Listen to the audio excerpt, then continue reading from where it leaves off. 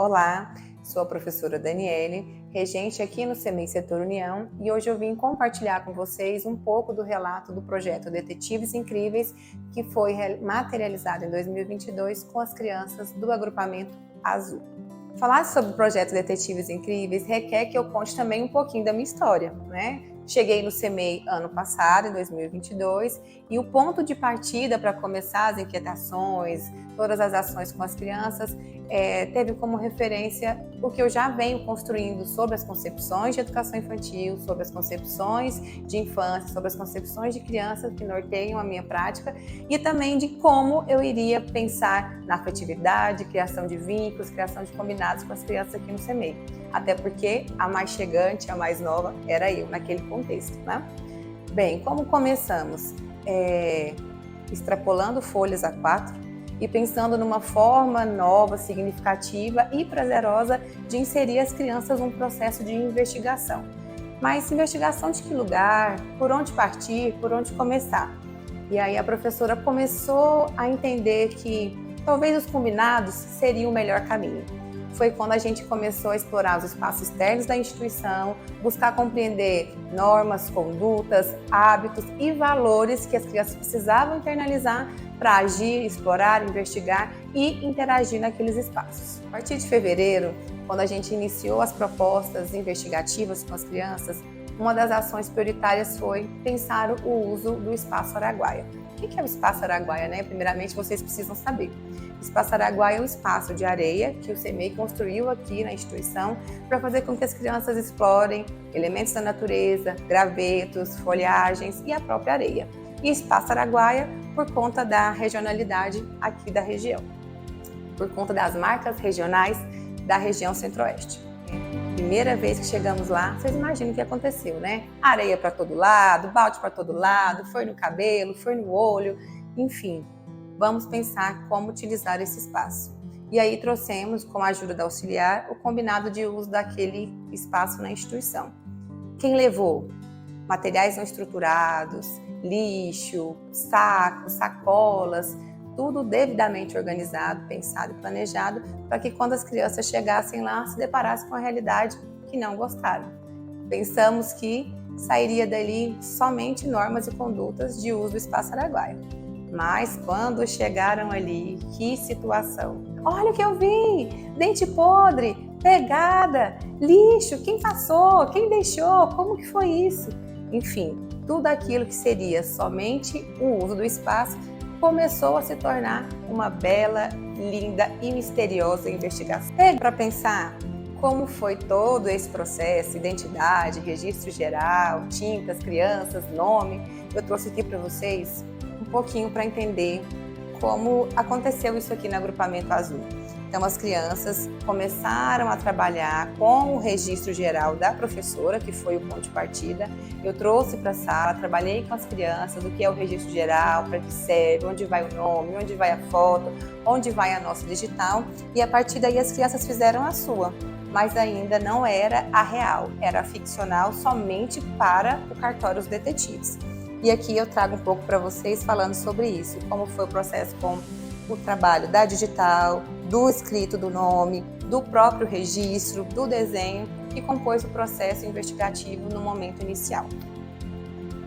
Para dar continuidade às investigações, a gente pensou o que o detetive usa, quais são as suas ferramentas de trabalho. Nós passamos então a entender, era binóculo, era lupa, era capa, era chapéu, tinha distintivo, não tinha, era policial, não era. Então a gente trouxe um acervo literário falando sobre o Detetivezinho, que era uma história, né? É uma história literária que conta sobre a função do detetive. Para esse momento de construção, de ações mão na massa, a gente trouxe um pouco do repertório das fotos desses momentos. Binóculo, lupa, capa. Como as crianças poderiam fazer? Trabalhar com perfurantes, cortantes, rabiscantes? Isso pode na educação infantil? Pode. E foi um pouco do que nós fizemos com a ajuda de tutoriais, com a ajuda de materiais não estruturados e com o repertório que o CEMEI hoje trabalha com as crianças, pensando nesse educador na mão na massa e nessas crianças que fazem junto com e para os demais colegas. Para dar continuidade às investigações, a gente não parou por aí. E aí tinha uma questão, né, que pairava nos nossos ouvidos. Mas quem foi que passou no Espaço Araguaia e fez toda aquela bagunça? E aí quando a gente pensa, o projeto acabou, não tem mais repertório, a professora precisa ser esse ponto de partida, esse ponto de chegada nessa autonomia e nessa investigação compartilhada com as crianças, né? Então, o que a professora poderia trazer? Outras literaturas e outros questionamentos para entender quem é o suspeito. E aí, com as rodas de conversas, com as assembleias, com as enquetes, uma série de levantamento e de contextos investigativos para a busca desse suspeito. Então, foram levantados quem? Foram monstros? Foram dragões? Foram dinossauros? Foi o monstro debaixo da cama do Pedro? Foi o monstro do quarto do Pedro? E aí aqui tem um pouco das literaturas que nós trabalhamos. Todo mundo tem um medo, o monstro debaixo da cama, o monstro do quarto do Pedro, o pequeno monstro, para trabalhar todos esses personagens que as crianças suscitaram ao longo dos questionamentos e das questões. Mas pode ser só monstro? Ah, pode ser você, né, professora? Foi você que colocou isso lá. E eu dizia para eles, não foi a professora que colocou, eu estava com vocês, como que foi a professora? Ah, então foi um bandido. Eu pensei, então, agora é hora de suscitar o bandido. Fizemos um vídeo dizendo que o CEMEI tinha câmeras de segurança e por meio das câmeras de segurança a gente ia tentar encontrar esse suspeito. Olha quanta criatividade, né?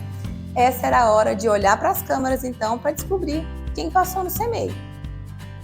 Resgatando as memórias do processo investigativo e relembrando os fatos e acontecimentos lá do Espaço Araguaia, as crianças se lembraram que quando a gente chegou no Espaço Araguaia, passou também uma ambulância. Ah, professora, se tinha ambulância, vamos mandar uma carta lá para o doutor da ambulância. Ou vamos ligar na ambulância. Ah, e vamos fazer, sabe o quê? Olhar nas câmeras de segurança. E esse foi mais um momento do processo investigativo, no qual, com o vídeo editado pela professora, nós fomos olhar nas câmeras de segurança e descobrir, junto com o socorrista que passou na ambulância, se foi um bandido, se foi animal, se foi dinossauro, quem estava naquela ambulância.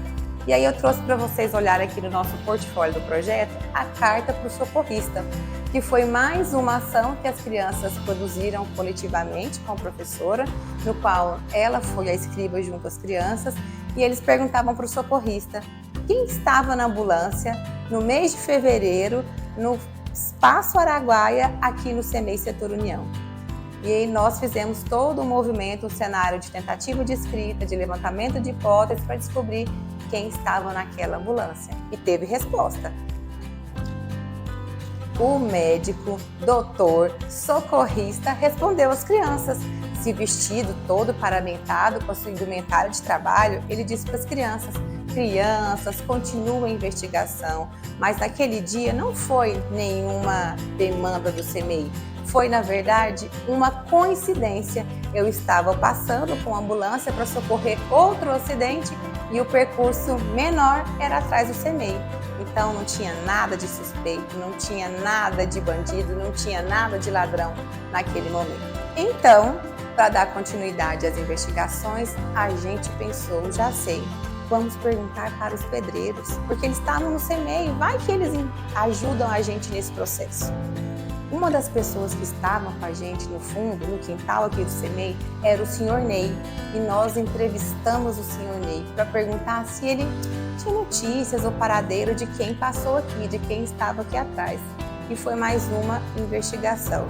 O senhor Ney disse sim. Eu vi sim. Ele pulou esse muro aqui e eu dei um chute na bunda dele. Pra quê? As crianças logo encantadas queriam saber para onde foi parar, aonde, seu Ney, nos ajude. Foi uma farra, uma festa, uma confusão.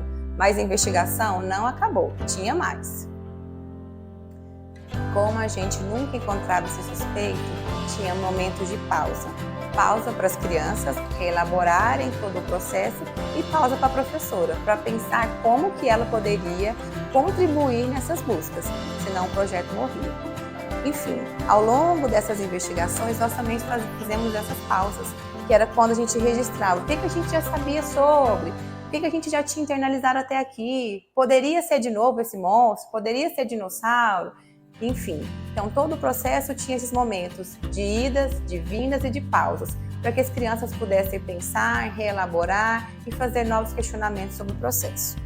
E aí, não parando por aqui, como esse suspeito nunca chegava, só podia ser então o invisível, né?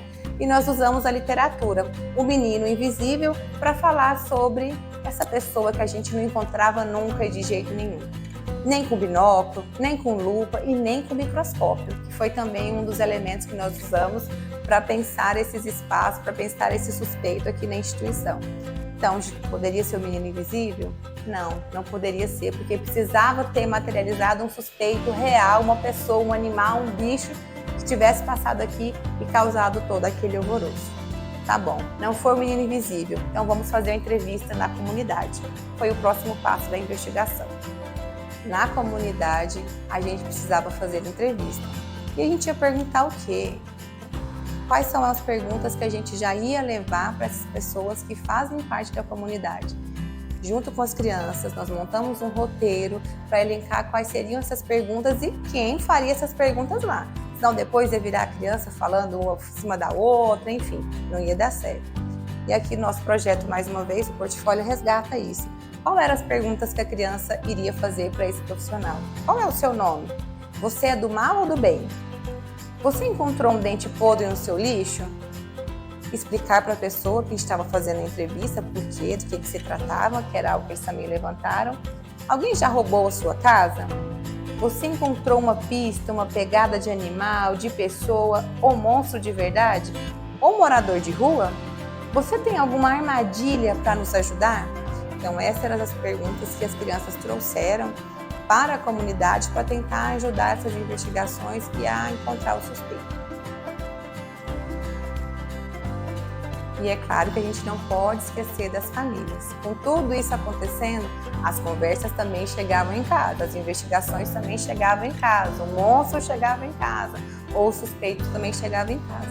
Então, nós fizemos uma série de movimentos também trazendo a família para o contexto investigativo, e aqui no portfólio a gente resgata também a participação deles, o que as crianças achavam de mais significativo, propostas para encontrar o suspeito, armadilha, enfim, uma série de devolutivas da participação das famílias no projeto.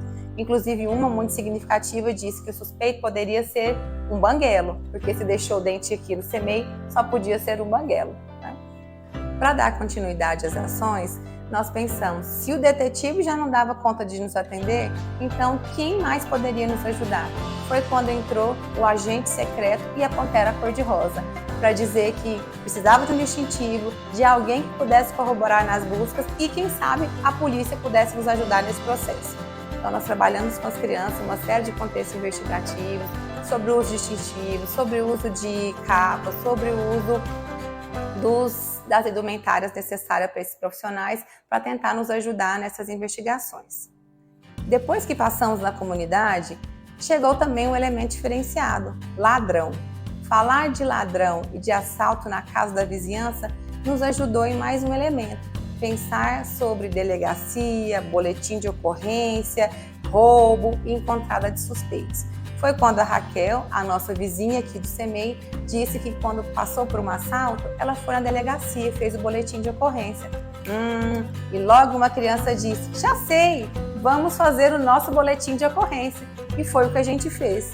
Nós fomos no site oficial da Delegacia Civil, buscamos o documento, boletim de ocorrência, fizemos o nosso com as falas, os acontecimentos, os episódios desse dia aqui na instituição e chamamos a polícia para nos ajudar nessas buscas.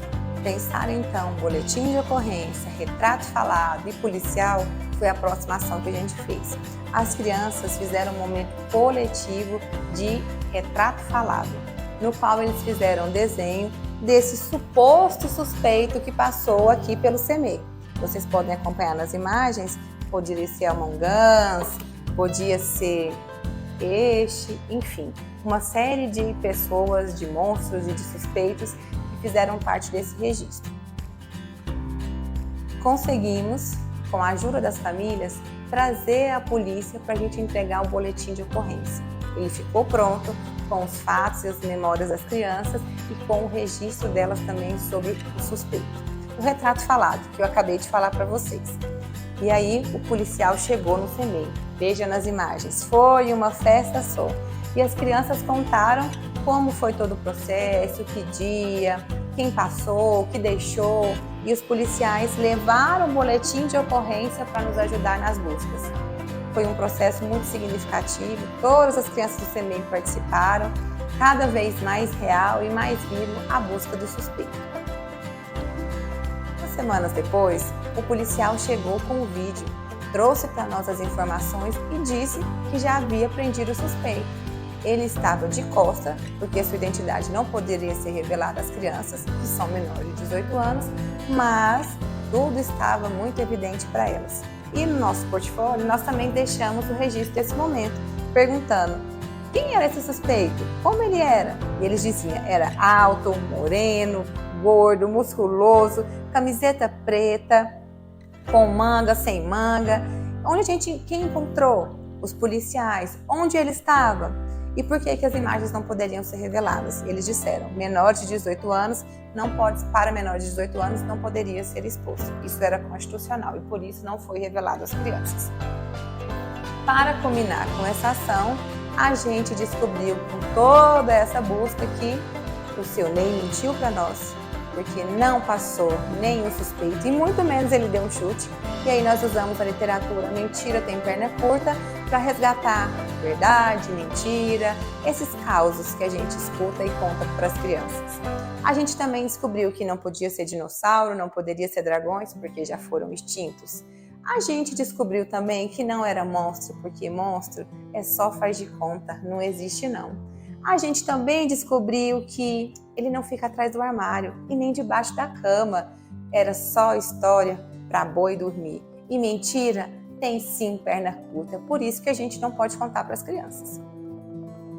Para finalizar todo o processo, a gente fez, sabe o quê? Uma nota de repúdio. Já que a gente não podia ir na delegacia, já que a gente não podia ver o ladrão, já que não podia ver o suspeito, nós fizemos uma nota de repúdio para ele, dizendo que aqui no CEMEI não faz isso mais não. Você poderia, inclusive, ter contaminado crianças, porque o espaço estava todo sujo. Você poderia ter quebrado outras coisas e aí não adiantava nada a diretora consertar.